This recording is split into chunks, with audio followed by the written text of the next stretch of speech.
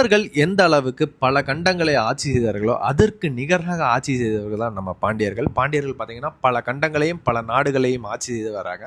அப்படி ஆட்சி செய்கின்ற வேளையில் பார்த்தீங்கன்னா நம் குமரியும் கைப்பற்றி ஆட்சி செய்கிறாங்க. தென்னவர்களின் குலதெய்வமாக இருக்கக்கூடிய நம் குமரி அன்னைக்காக ஒரு நாட்டையே தானமாக வழங்கிய சடையவர்ம பராந்தக பாண்டிய மன்னன் தைப்பூச திருநாள் என்று காண வரும் அடியார்களுக்கெல்லாம் உணவளிக்க வேண்டி ஒரு நாட்டையே தானமாக கொடுத்த இந்த மன்னனோட செயலை கேட்கும் போது உடம்பெல்லாம் புல்லரிக்குது. வரும் அடியார்களுக்கெல்லாம் உணவளிக்க வேண்டி வருடந்தோறும் வரும் தைப்பூச திருநாள் என்று ஒரு நாட்டையே தானமாக கொடுத்தார் அந்த மன்னன்.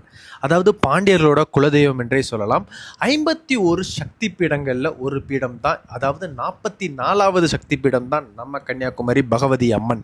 51 சக்தி பீடங்களில் இந்த 44வது சக்தி பீடத்தில் என்ன இருக்குன்னு பார்த்தீங்கன்னா அம்மனோட உறுப்பு, அதாவது எலும்பு, நடு எலும்பு இங்கு இருப்பதாகவும், அதாவது காலம் தொட்டு நம்பப்படக்கூடிய ஒரு ஐதீகம் என்றே சொல்லலாம்.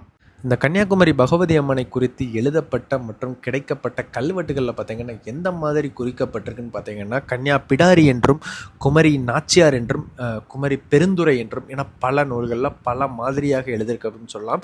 எந்த மாதிரி நூல்கள்லாம் முக்கியமாக குறிப்பிட்டிருக்காங்கன்னு பார்த்தீங்கன்னா சிலப்பதிகாரம் மற்றும் தொல்காப்பியங்களில் சங்ககால நூல்கள் முதல் எல்லா இடத்துலையுமே இந்த குமரியை பயங்கரமாக புகழ்த்தி எழுதியிருக்காங்கன்னே சொல்லலாம்.